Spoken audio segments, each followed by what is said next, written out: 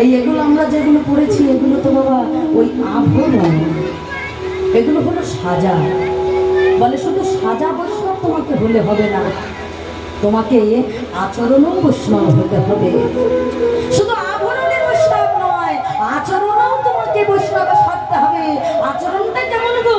বলে আচরণটা হলো দিনাদপি শুনিছিল তরৈব সহিষ্ণুনা অমানিনা মানবেন কীর্তনিয়া সদা।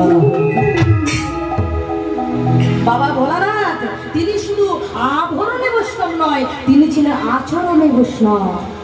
আর একটা কথা জানবেন আমার মায়েরা, শুধুমাত্র যদি আমরা মন থেকে বৈষ্ণব না সাজি, যদি বাইরে থেকে বৈষ্ণবটা সেজে থাকি, তাহলে আমাদের ক্ষতি হবে।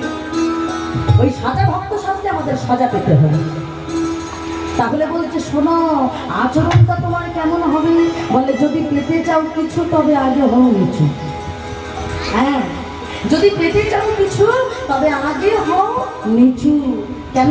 যারা মহান ব্যক্তি তারা নিচু হতে জানে না।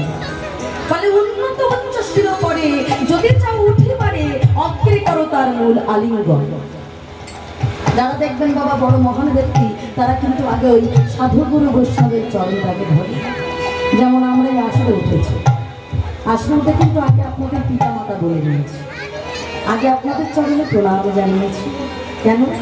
তার কারণ আপনাদের মতো সাধুগুরু বৈষ্ণবের কৃপা পেলে তবেই বাবা আমরা উপরে উঠতে পারবো, তার আগে তবেই বড় হতে পারবো। আমরা যতই বলি না কেন আমরা হয়তো অনেক জানি এটা ভুল হবে বাবা। এই অহংকার কোনোদিন মানুষকে উঁচু করতে পারে না। আগে সাধুগুরু বৈষ্ণবের চরণটাকে পাওয়া জানতে হবে। আর সাধুগুরু বৈষ্ণবের চরণ পেলে সে অনেক মহান মহান কাজও বাবা উত্তীর্ণ লাভ করতে পারে। একটা কথা জানবেন, মহান ব্যক্তি মহান জিনিসরাই মাথাগুলো নিচু করে। যেমন কলসি, বাস্তবিক আমি আপনাদের উদাহরণ দিই। কলসি তোমাকে বড় আর গ্লাস ছোট, কিন্তু কলসি থেকে যখন জলটা ঢালবেন গ্লাসে, বলুন তো কে মাথা নিচু করে? কলসি মাথা নিচু করে না। তাহলে যে বড় সে কিন্তু মাথা নিচু করেছে। আরো চলে যায়, এই যে ধান গাছ আপনারা যে চারাগুলো রুইয়ে থাকেন পরে বড় হয়, শস্য ফসলে ভরে যায়। তো এই যে ধান গাছে যখন যেগুলো আঁকড়া চিটে বাবা, যেগুলো ধান থাকে না, ফসল থাকে না, সেগুলো দেখবেন মাথা উঁচু করে দাঁড়িয়ে আছে। আর যেগুলো ফসল থাকে, ফল থাকে, সেই ধান মাথাগুলো দেখবেন মাথাগুলো নিচুর দিকে, তাই নয় কি? কেন? আমি ফল আছে আমার, বৃক্ষ তোমার নাম কি ফলেন করিছ। তাহলে ফল আছে বলে কিন্তু আমার মাথাটা সদা সর্বদাই নিচু। আর এই নিচু হওয়াটা জানলে অনেক মহান কাজে তুমি উত্তীর্ণ লাভ করতে পারো। তার প্রমাণ তো বাবা মহাভারতের যুধিষ্ঠির দিয়েছে, তাই না?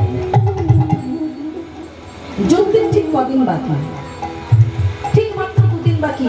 আর সেই সন্ধ্যার সময় যুধিষ্ঠির গিয়েছে কোথায়?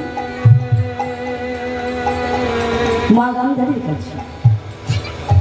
জেঠিমা হাত ধরা, কিন্তু গান্ধারীর সন্তানটা কারা গো? দুর্যোধন না নয়, মানে শত্রুপক্ষের কাছে গেছে। সন্ধ্যার সময় গিয়ে দাঁড়িয়েছে ঠিক ওই তুলসী মঞ্চের ধারে। আর তুলসী মঞ্চের ধারে দাঁড়িয়ে বলছে, জেঠিমা জেঠিমা তুমি একটু ওই তুলসী মঞ্চের ওখানে আসবে। তা বলছে, হ্যাঁ রে, আমি ওখানে কেন যাব? সন্ধ্যার সময় গেছে তো, ওখানে কেন যাব? আরে বাবা, 2 দিন পরে তো যুদ্ধ শুরু হবে। এখন তোরা আমার শত্রু আর আমি তোদের শত্রু। আমার ছেলেদের সঙ্গে তোদের যুদ্ধ শুরু হবে, তাহলে তোরা ওই 2 দিন বাকি আছে এখন এসেছিস কেন? বলে বসলো, জেঠিমা তুমি আমাকে শত্রু ভাবলেও আমি কিন্তু তোমায় শত্রু ভাবি না। জেঠিমা একটুখানি এসো না, তোমার সঙ্গে একটা কথা বলি চলে যাও। এখন যাই বাবা, ওই তুলসী মঞ্চের ধারে সন্ধ্যার সময় তো যে এসে দাঁড়িয়েছে গান্ধারী। যুধিষ্ঠির তাড়াতাড়ি করে ওই গান্ধারী চরণে হাতটা দিয়েছে, দেখেছো? ক্রীড়াদবী ভাবটা দেখো, তাড়াতাড়ি করে পায়ে হাত দিয়ে বলছে, জেঠিমা তুমি আমাকে শত্রু ভাবলেও আমি কিন্তু তোমায় শত্রু ভাবি না। জেঠিমা আজ আমি তোমার কাছে এসেছি, এই কুরুক্ষেত্রের যুদ্ধে কে জিতবে কে হারবে তা কিন্তু আমরা জানি না, তবে তুমি আমার বড় মা, তাই আমি তোমার কাছে আশীর্বাদ দিতে এসেছি। গান্ধারী বলে বসল, বুঝেছি তোদের পক্ষে তো কোনো সৈন্য সামন্ত নেই, কৃষ্ণ একা আছে। তাই কৃষ্ণ তো চতুরের শিরোমণি তোকে বুদ্ধিমান করে পাঠিয়ে দিয়েছে যে আমার কাছে মনে ওই রাজৈশ্বর্য রাজ সাম্রাজ্যগুলো আগে থাকতে ওই চেয়ে নিয়ে যেতে এসেছিস, তাই তো? বলে বসলো, জেঠিমা যে ঐশ্বর্য মানুষের কাছে গেলে মানুষ ভগবানকে ভুলে যায়, যে ঐশ্বর্যের মালিক হলে মানুষ গোবিন্দকে ডাকতে ভুলে যায়, সে ঐশ্বর্য আমার চাই না। আর তুমি বললে সোনার সিংহাসন, শোনো জেঠিমা, যাদের হৃদয়ে সিংহাসনে সর্বদা ওই গিরিধারী গোপীনাথের বাস, তার কি প্রয়োজন হয় ওই তুচ্ছ সিংহাসন? শুধু তুমি আমায় একটু আশীর্বাদ করো যে এই যুদ্ধ করতে গিয়ে যদি আমি মারা যাই, তবে পরজন্মে যদি আবার আমি মনুষ্য জন্ম লাভ করতে পারি, তবে যেন আমি ভগবানের চরণটা যেন লাভ করতে পারি। না তাই গৌর হরি অজান্তেই মাথার উপর হাতটা বাবা গান্ধারী দিয়ে দিয়েছি। হাত দিয়ে বলে বসতো, বাবা রে, এই যুদ্ধের ঘোষণা কি হবে জানিস বাবা? এই যুদ্ধের ফল হবে ধর্মপক্ষের হবে জয়, আর অধর্মের হবে নিশ্চিত পরাজয়। দেখলেন বাবা? তাহলে আজকে তৃণানবী ভাবটা ছিল বলে, ওই সাধু গুরু বৈষ্ণবের চরণটা লাভ করতে জানতো বলে, আজ গুরুস্থানীয় মানুষকে প্রণাম করতে জানতো বলে, দেখুন আজকে ওই যুদ্ধে আর করা লাগলো না, যুদ্ধের ফল ঘোষণা হয়ে গেছে। এবার যখন এই আশীর্বাদটা নিয়ে চলে যাচ্ছে, ভগবানের পিছনে দাঁড়িয়ে হাসছে আর বলছে, যুধিষ্ঠির তুমি যে এত বুদ্ধিমান সেটা তো জানতাম না। হ্যাঁ, তুমি যে এত বুদ্ধিমান সেটা আমার জানা ছিল না। যুধিষ্ঠির, এখনো যুদ্ধই হলো না আর তুমি যুদ্ধের ফলটা কেমন তাকে ঘোষণা করে দিলে, দেখেছেন বাবা? তাহলে আজকে আমরা সেই যুদ্ধটার জায়গায় আমরা এসে উপস্থিত হয়েছি বাবা। এই কলিকাল ঘোর অন্ধকারময় জগতে আমাদের মতো সাধারণ মানুষ আমরা, আমাদের কিছুই পাওয়ার নেই বাবা। এই জগতে শুধু ভালো মন্দ খেয়ে পড়ে বেঁচে থাকাটা শুধু আমাদের উদ্দেশ্য না। গৌর হরি আমাদের প্রত্যেকটা জীবের উদ্দেশ্য বলে গেছে, তোমাদের হলো একটাই পরিচয়। পরিচয়টা কি? কলিহত জীবের হলো একটাই পরিচয়, জীব নিত্য কৃষ্ণ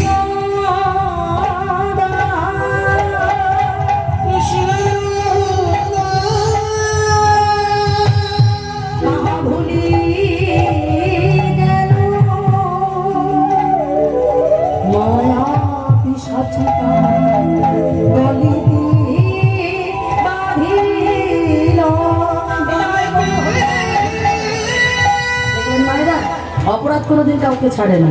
আমরা ঠিক যেমন যেমন অপরাধ করব, ঠিক তেমন তেমন ঘুরে ফিরে বাবা সেই ফলটা আমাদের পেতে হবে, অন্যরকম ফল কিন্তু আশা করা যাবে না। তাই আজকে হরিবাসরে চলুন আমরা কর্মটা ভালো করি, তাহলে ফলটাও কিন্তু আমরা সারা বছরটা আবার ভালো পাবো, তাই না? সবাই মিলে হাতে তালি দিয়ে বলবো, মা হরি মুরারি মধু বৈঠব হারি